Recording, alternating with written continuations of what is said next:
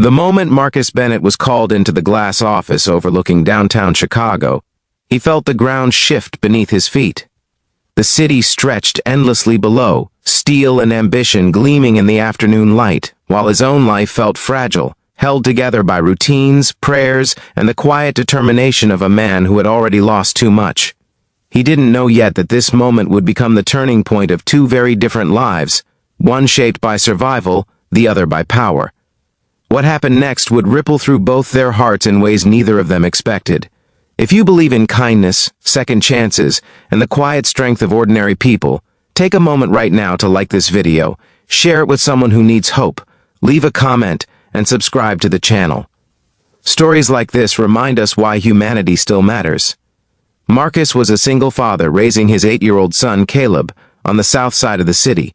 Every morning began before sunrise, not because ambition demanded it, but because responsibility did. He packed lunches with careful portions, tied small shoes with tired fingers, and whispered prayers over a boy who still slept with the light on.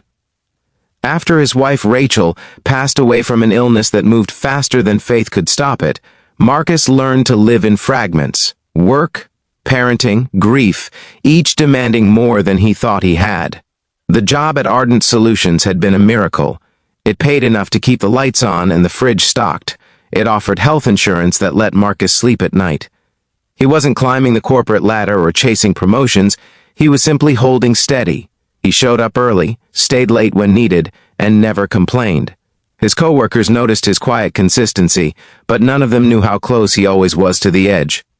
Ardent Solutions belonged to Victoria Hale, a self-made billionaire whose name appeared on magazine covers and business panels across the country.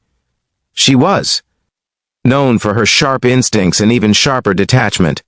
Victoria believed emotions were liabilities, and that people revealed their true nature only under pressure. Success, in her mind, was a matter of control, and control was something she had mastered after growing up with nothing but chaos. Victoria had been observing Marcus for weeks. She noticed his punctuality, his restraint, the way he declined after-work drinks without excuses. She noticed the photo of a young boy taped neatly inside his desk drawer. To her, something about his calm unsettled her. People were usually eager, nervous, desperate. Marcus was steady. That steadiness made her curious and suspicious. One afternoon, without warning, Victoria instructed human resources to call Marcus in. No explanation. No preparation, just a sterile request to report to the executive office immediately. Tests, she believed, worked best when they were unexpected. When Marcus entered the room, he felt the weight of silence press against him. Victoria sat behind a wide desk, her expression unreadable, the skyline framing her like a throne. In a voice that carried no warmth, she informed him that his position was being terminated effective immediately. No performance issues were mentioned, no reasons offered, just an abrupt ending to the fragile stability he had fought to maintain. Inside Marcus, panic surged like a wave. Rent, school fees, groceries, his son's smile when he came home every evening. For a moment the room blurred, but then something steadied him, the same thing that had carried him through hospital corridors and funeral nights. He breathed deeply, he straightened his shoulders, and he responded with a calm that surprised even himself. Marcus thanked her for the opportunity he had been given. He acknowledged that companies had to make difficult decisions. He expressed gratitude for the work and quietly asked for clarity on how to transition his responsibilities so his team wouldn't suffer. There was no anger, no pleading, no accusation, just dignity, just grace. Victoria wasn't prepared for that. She had expected outrage or desperation. She had expected excuses or collapse. Instead, she saw a man absorbing a devastating blow with composure that didn't feel performative. It felt practiced, forged through real loss. Something in her chest tightened, unfamiliar and welcome.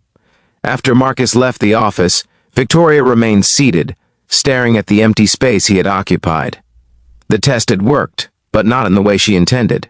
It revealed something she hadn't accounted for, not about him, but about herself. For the first time in years, she felt unsettled not by risk, but by conscience. That evening, Marcus returned home and cooked dinner with mechanical focus.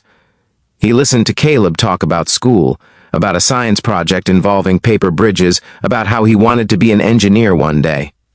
Marcus smiled and nodded, hiding the storm inside him. After Caleb fell asleep, Marcus sat alone at the kitchen table, hands folded, whispering a prayer not for wealth, but for endurance. Victoria didn't sleep that night. She replayed the moment again and again, the calm reply, the lack of resentment, the quiet strength. She began asking questions she hadn't asked in years. What did power mean if it crushed the undeserving? What did success cost when empathy was stripped away? By morning, the image of Marcus's steady gaze felt heavier than any balance sheet. The next day, Victoria requested a full review of Marcus's work history. She learned about Rachel, about Caleb, about the nights Marcus took extra shifts to avoid falling behind. She learned that he had once used his lunch breaks to tutor coworkers struggling with new software. She learned that his steadiness wasn't apathy, it was character. Victoria did something she had never done before. She reversed the decision. Marcus was called back into the office later that week. This time, the air felt different. He was informed that the termination had been rescinded, not as charity, but as recognition. His position was restored with improved terms, flexible hours, and a role that allowed him to mentor others. The company, Victoria explained, needed more people like him. But what changed Victoria the most wasn't the decision itself, it was the reason behind it. Marcus hadn't demanded fairness, he had embodied it, and in doing so, he cracked open a part of her heart she had buried beneath decades of ambition. Over time, Victoria began to change how she led. She implemented family-friendly policies. She started listening instead of testing. She even began volunteering quietly, away from cameras, honoring the values she had nearly forgotten. Marcus never knew he was the catalyst. He never needed to. Months later, Marcus stood in the crowd at Caleb's school science fair, watching his son proudly present a paper bridge that held more weight than expected. As Marcus clapped, he felt something unfamiliar settle in his chest. Hope that didn't feel fragile. Hope that felt earned. If this story touched your heart, if it reminded you that quiet strength still matters in a loud world, please take a moment to like, share, and subscribe. Your support helps stories like this reach the people who need them most. Before this story ends, we have one special request. Leave a comment below telling us whether you believe kindness can truly change powerful hearts. Marcus would never become famous. Victoria would never admit how deeply that moment changed her.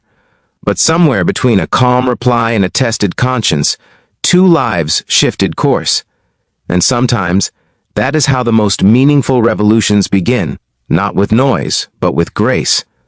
If you want the next story even more emotional, more suspenseful, or with a twist ending, just tell me the title and tone.